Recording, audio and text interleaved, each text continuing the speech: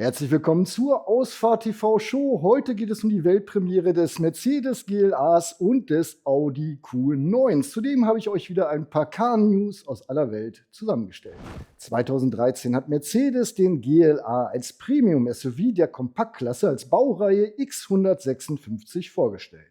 Da waren BMW mit dem X1 schon 4 Jahre und Audi mit dem Q3 schon 2 Jahre am Markt. Seitdem hängt der GLA bei den Zulassungszahlen seinen Mitbewerbern hinterher. 2020 haben die Schwaben die zweite Produktgeneration, also den H247 vorgestellt, die nun auch als PHEV angeboten wurde. 2021 folgte dann der EQA als vollelektrische Variante. Parallel hat Audi mit dem Q4 e-tron die vollelektrische Variante zum Q3 vorgestellt. 2022 kam mit dem BMW U11 die dritte Generation des X1 auf den Markt, ebenfalls der vollelektrische iX1. Jetzt hat Mercedes die dritte Produktgeneration des GLA vorgestellt. Das Kürzel EQ hat man ja zwischenzeitlich aufgegeben. Stattdessen hängt man einfach elektrisch an den GLA. Stringent ist halt auch anders, ne? Der neue GLA kommt zunächst vollelektrisch in 3 Motorisierungen. 2027 folgt wie beim CLA ein Hybridverbrenner mit dem bekannten chinesischen Geely-Motor. Analog zum neuen CLA wächst auch der GLA in der Länge um mindestens 10 cm. Zudem ist das Fahrzeug 3 cm breiter geworden, steht aber etwas flacher da. Immerhin kommt das Plus an Länge den Passagieren im Fond mit 4 cm mehr Beinfreiheit zugute. Auch das Kofferraumvolumen wächst von 340 auf 410 Liter, ergänzt durch einen stattlichen 107 Liter Frank. Warum die Autos von Generation zu Generation immer weiter wachsen müssen, kann ich dennoch nicht nachvollziehen. Ich finde diese Modelloffensive, die Mercedes gerade fährt, anders kann man es gar nicht sagen, richtig gut. Denn sie sagen endlich, okay, diese EQ-Welt, diese Verbrennerwelt, das muss wieder eins werden. Wir wollen keine verschiedenen Designs, sondern wir wollen ein gescheites Fahrzeug und eine Designsprache, die eben nur minimal an den jeweiligen Antrieb angepasst wird. Und das finde ich genau den richtigen Weg. Technisch gesehen kackt da der BMW natürlich ab. Er hat ja auch schon einige Jahre auf dem Buckel, aber so optisch finde ich den ein bisschen maskuliner. Mir ist der so ein bisschen zu feminin, hat so ein bisschen, wirkt für mich so ein bisschen, als wäre er geschminkt. Es gibt auch noch einen Frank, das ist cool. Nicht so cool ist, dass ich ihn leider über den Hebel im Fußraum noch öffnen muss. Das geht eigentlich schon besser. Bei der C-Klasse muss man einfach nur auf den Stern drücken. Und hier sind es 107 Liter, die vorne reingehen. Es gibt hier vorne jetzt etwas mehr Beinfreiheit. Allerdings sind es nur 7 mm, aber es gibt auch etwas mehr Kopffreiheit, und zwar 2,3 cm. Eine gute, einfache Übersicht. Burmester Soundsystem, gerade in diesem Intense-Soundprofil für zum Beispiel elektronische Musik, eines der besten Systeme hier aktuell auf dem Markt. Das Einzige, was ich nicht schön finde, weil das hier wirklich in meinem Sichtbereich ist dieses Plastik für das Handschuhfach. Mir ist das ehrlicherweise auch zu nah mit diesen Displays und die stehen mir auch zu steil. Also ich gucke da auch gar nicht mal so gerne ehrlicherweise drauf. Display ist tatsächlich eine Option. Wer die nicht wählt, der hat hier dann einfach ein Black Panel, wie man so schön sagt, mit einigen Sternen, die eben hinterleuchtet sind. Ich bräuchte mein Beifahrerdisplay nicht. Nee, ich muss eben aufs Handy. Ja. Habe ich immerhin einen Knopf auch für die Fahrmodi Auswahl. Aber ihr seht hier, ein Knopf ist die gesamte Leiste. Das finde ich jetzt nicht so schick. Was eine super Sache ist, aber gleichzeitig auch echt ein bisschen traurig, weil wir freuen uns 2026 darüber, dass wir an Lenkrädern wieder echte Knöpfe und Tasten haben. Naja, das hätte man auch gleich mit experimentellen Ausflügen lassen können und dabei bleiben können. Niedriger und du hast hier eine, ich sag mal, angenehmere Biegung. Das werdet ihr gleich noch mal im Vergleich dann sehen. Also für den hinteren Sitzkomfort ist der Verbrenner dann im Vorteil. Hier unten ist es wichtig, wahrscheinlich nicht, weil man da selten das Auto berührt. Oldschool. Die Kofferraumklappe wird über das Logo geöffnet. Und in Umzugskistenwährung immerhin 4 Stück ist nicht so wahnsinnig viel, wenn man bedenkt, dass in die C-Klasse Limousine genauso viele reinpassen. Kinder, ich oute mich mal kurz. Mir gefällt der beleuchtete Grill der neuen C-Klasse und des GLAs durchaus. Ich stand ja als Kameramann vor Ort, auch zwischen den beiden GLA-Modellen, der elektrische in schwarz, der Verbrenner in rot. Und ja, ich mag diesen beleuchteten Grill tatsächlich. Und auch den GLA finde ich durchaus optisch attraktiv. Auch wenn SUVs nun, weiß Gott, nicht meins sind. Und auch sonst macht Mercedes bei der elektrischen Variante des GLAs vieles richtig. 800-Volt-System, optional 22 kW AC-Ladeleistung, 3 Akkugrößen mit 58 Kilowattstunden LFP-Akku. Im späteren kommt dann noch der 71 Kilowattstunden Akku und zum Marktstart gibt es auch noch den 85 Kilowattstunden NMC-Akku, wie beim CLA.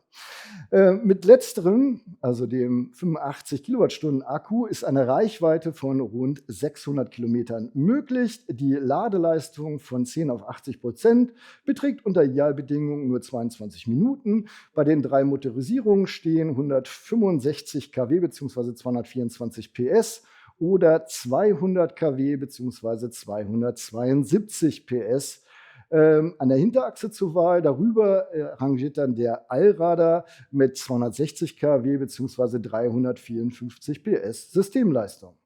Schade, dass es zumindest zum Bestellstart in der Verbindung mit der kleinen Motorisierung nur den kleinen Akku gibt für 48.600 €. Für rund 27 Kilowattstunden mehr Akkukapazität werden 6.000 € aufpreisfällig. Wenn ich mir das Auto für mich konfiguriere, und an dieser Stelle kann ich mal wieder nur den Kopf schütteln, dass Ola den Wagen bei der Weltpremiere quasi als Frauenauto abgestempelt hat, komme ich bei fast 63.000 € raus. Wer mag, kann über diesen QR-Code weiter mit der Konfiguration herumspielen.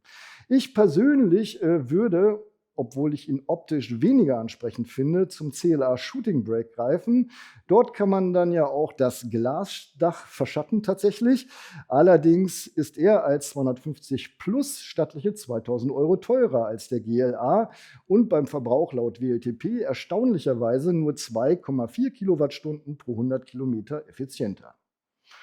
Und ich weiß, ich meckere heute gar nicht. Ich bin auch nicht mal zynisch. Ich finde den tatsächlich gar nicht so verkehrt. Audi darf jetzt endlich in der Full-Size-SUV-Liga mitspielen. Der neue Audi Q9 soll es richten. Mercedes hatte das Segment als deutscher Premium-Hersteller seit 2006 praktisch allein besetzt. 2019 hat BMW dann ja den X7 vorgestellt und heute eben Audi den Q9, der technisch mit dem Q7 verwandt ist und mit einer Länge von 5,31 Meter, Mercedes mit 5,21 Meter und BMW mit 5,18 Meter aussticht. Der Range Rover ist übrigens gerade mal 5,05 Meter lang. Die Langversion 5,25 Meter. Dass die Weltpremiere in New York stattgefunden hat, kommt auch nicht von ungefähr. Sind die Zulassungszahlen von Mercedes und BMW in diesem Segment in Deutschland mehr als überschaubar. Und dies gilt insbesondere zu Recht im Vergleich zu dem Audi Q7, dem Mercedes GLE und dem BMW X5. Das Auto ist eher für andere Märkte gedacht und gerade in den USA ist ein Cadillac Escalade noch mal 5 cm länger als der Q9. Ein Chevrolet Suburban überragt den Audi sogar um 43 cm. Also auch wenig verwunderlich, dass es im deutschsprachigen Raum gerade mal 2 YouTube-Videos zum Q9 aus dem Studio gibt. Und ich habe zum ersten Mal seit Jahren bei der Marke mit den 4 Ringen wieder Gänsehaut. Und die Sitze gibt nur Sportsitze oder Sportsitz Plus. Sportsitz Plus hat hier diese integrierte Kopfstütze. Du kannst hier so ein bisschen adjustieren, aber es ist halt nur dieses minimale Stück, das war es im Prinzip. Hat da auch so eine Ambientebeleuchtung drin zum Beispiel. Und du kriegst einen Sportsitz, kriegst du in Dynamica Mikrofaser innen oder halt hier in dem Tierleder. Und es gibt aber wieder auch beim Q9 keine tierfreien Optionen. Der Fahrstufenhebel zum Beispiel, den finden wir jetzt hier am Lenkrad. diesen Schalter für den Blinker, da muss ich mich dran gewöhnen. Weiß ich jetzt nicht, ne? Dass du für 10, 20, 30 € dir Hintergrundbilder kaufen musst, nochmal im Shop. Die Nachricht und die wichtige Message ist, wir missachten dich als Kunden. Wenn du das noch extra für 10 € kaufen musst und nicht sagen, hey komm, meinetwegen bietet 200 Bilder an, wo noch extra im Shop was für kaufen willst. Aber dann mach zumindest 5 oder 10 halt Standard. Ne? Aber das ist so einfach, ja, man tritt den Kunden mit Füßen. Was ich ein bisschen schade finde, ist, dass wir nach wie vor, wenn wir sehen, dass super viel im Interieur gemacht wird, dieses Plastikgehäuse am Schlüssel haben. Das sind auch dieselben Sitze, ne? Oder? Na, nicht ganz. Ne? Aber es fühlt sich wirklich so an, als würdest du vorne auch sitzen. Ne? Ich kann hier auch, jetzt wird's witzig, mit einem Knopfdruck die, krieg's hin, Armlehne einfach rausholen, damit der Durchgang hier breiter ist. Was mir nicht so gut gefällt, ist, und das kann man jetzt hier nicht so gut sehen, dass wir hier mit der Schiene und meinen Füßen einen kleinen Konflikt haben. Dass ich den Wagen selbstverständlich auch mit einer Anhängerkupplung haben kann. Er kann bis zu 3,5 Tonnen an den Haken nehmen, hat eine Stützlast von bis zu 140 Kilogramm. Und eine Dachlast haben wir natürlich auch noch mit 100 Kilogramm angegeben. So. Da sehen wir eine Reling, den passenden Gepäckträger.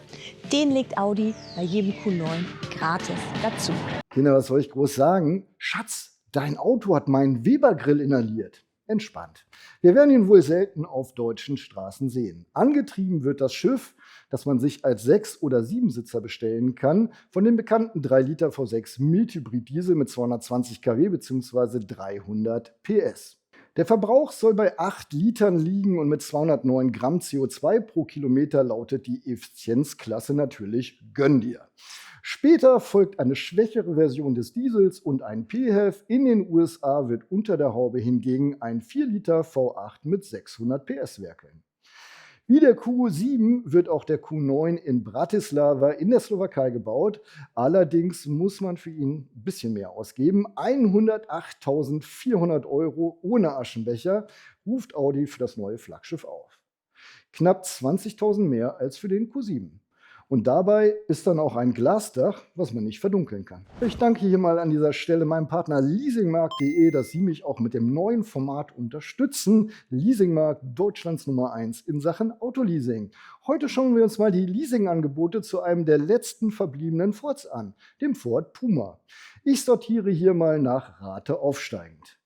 Nee, sonst muss ich eigentlich nichts einstellen und gucke mal, Gewerbeangebot. Und ja, schade eigentlich, die Preise sind gut, noch ein Gewerbeangebot. Und das ist das erste Angebot für Privatkunden hier mit dem 125 PS Benziner, 1 Liter Hubraum, 128 € pro Monat. Da setzen wir jetzt die üblichen 36 Monate und 20.000 Kilometer an und kommen auf eine Leasingrate von unter 200 €. Schaut euch auch die Ausstattung und die Basisdaten an, vergesst aber auch nicht ganz nach unten zu scrollen, um einmal einen Blick auf die einmaligen Kosten zu werfen, die ja noch quasi oben drauf kommen. Ja, wenn alles für euch passt, dann drückt ihr auf kostenlos anfragen, gebt eure Stammdaten ein, damit euch der Händler ein unverbindlich und kostenloses Angebot zusenden kann. Und wenn der Puma nichts für euch ist, schaut doch gerne mal in die Leasingmarkt-Deals. Das sind tagesaktuelle Leasing-Schnapper. In der Regel ist da wirklich für jeden was dabei. Danke, dass ihr dieser Verbraucherinformation so geduldig gefolgt seid. Ja, und dann habe ich wieder News aus aller Welt für euch zusammengestellt. Fangen wir mal mit einem Blick auf Europa an. Der ACEA hat die Zahlen der neu zugelassenen Fahrzeuge in Europa ausgewertet. Der Anteil der vollelektrischen ist 2026 im Vergleich zum Vorjahr von 15,6 auf 20,7% angestiegen. Damit liegen bei den Neuzulassungen die Benziner nur noch knapp vor den batterieelektrischen. Dieselantriebe machen nur noch 7,5% aus, Plug-in-Hybride knapp 10%, die stärkste Fraktion bilden die Hybriden mit 37,3%. Frankreich verzeichnet den höchsten Anstieg bei den BEVs mit 63% Zuwachs, dahinter Deutschland mit 48% und Dänemark mit 41%. Das in der Meldung verlinkte PDF weist alle Zahlen für sämtliche Länder detailliert aus. Ich mag ja solche Zahlenwüsten. Und auch recht spannend ist, wie sich die chinesischen Hersteller europaweit schlagen. Die Geely Group kommt mit allen Marken auf einen Marktanteil von 3,1%, vor Ford mit 2,7%, BYD mit 2,4% und SAIC, also MG Motor, mit 2,2%. Ein sicherlich spannender Trend in den kommenden Jahren wird die Elektrifizierung des Camper-Segments sein. Wer sucht, findet bei YouTube schon die ersten Videos von selbst ausgebauten Kia PV5 Bussen.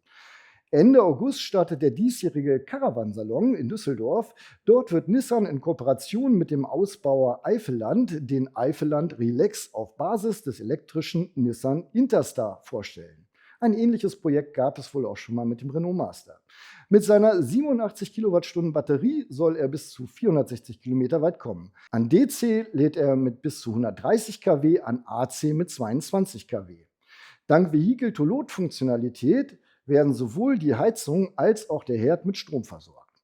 Da bekommt autarkes Stehen eine ganz neue Dimension. Preislich geht es bei 89.900 € los, allerdings ohne Nasszelle.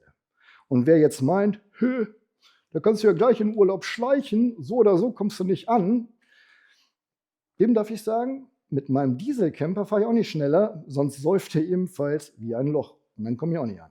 Nachdem ich ja jüngst berichtet hatte, dass Hyundai sein Ioniq 9 nun in einer neuen höchsten Ausstattungsvariante Blackline anbietet, zieht die Schwester Kia mit dem Schwestermodell EV9 nach.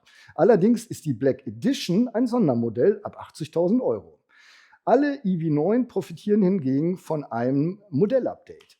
Dazu gehören eine optimierte Rekuperationsbremse, also E-Pedal 3.0 ist da drin, modifizierte Dekoranlagen, der Farbton Pantera Metall für nun alle Ausstattungslinien sowie 100 Watt USB-Ladeanschlüsse. Smart hat für den Hashtag 1 in China wohlgemerkt ein Update vorgestellt. Das Auto wird künftig mit einem 800-Volt-System ausgeliefert, das den kleinen 61,5 Kilowattstunden Akku von 10 auf 80% in nur 12 Minuten laden soll. Dazu gibt es einen neuen Antriebsstrang mit 245 kW bzw. 329 PS, der noch effizienter sein soll. Außerdem könnte die Reduzierung der Hochvoltverkabelung um 30% auch zu einem geringeren Fahrzeuggewicht beitragen. Zudem bekommt der Hashtag 1 in China LiDAR-basierte Assistenzsysteme. Was davon zu uns kommt, weiß man noch nicht. Ebenso wenig, ob Volvos kleine SUVs ebenfalls ein entsprechendes Update bekommen. In China hat Smart vom Hashtag 1 im ersten Halbjahr 2026 übrigens 5.350 Fahrzeuge ausgeliefert. In Deutschland wurden im gleichen Zeitraum 1.246 Fahrzeuge zugelassen.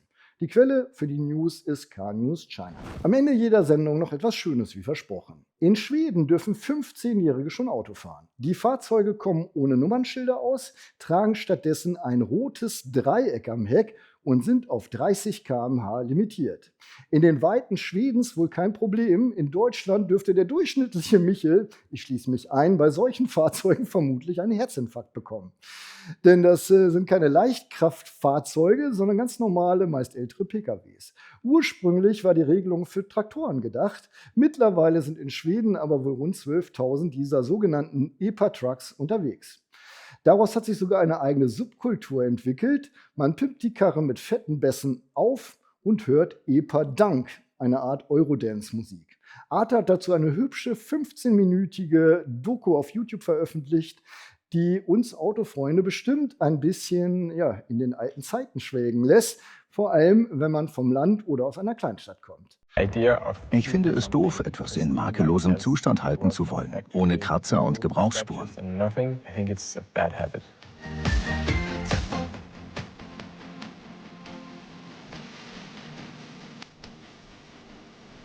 Und auch die Kommentare unter dem Video sind durchaus lesenswert. Wer mir etwas zusenden möchte, alle Links zur Show und weiterführende Informationen findet ihr über den Link zu unserer Homepage im Videobeschreibungstext. Ich bedanke mich fürs Zusehen und verabschiede mich wie gehabt.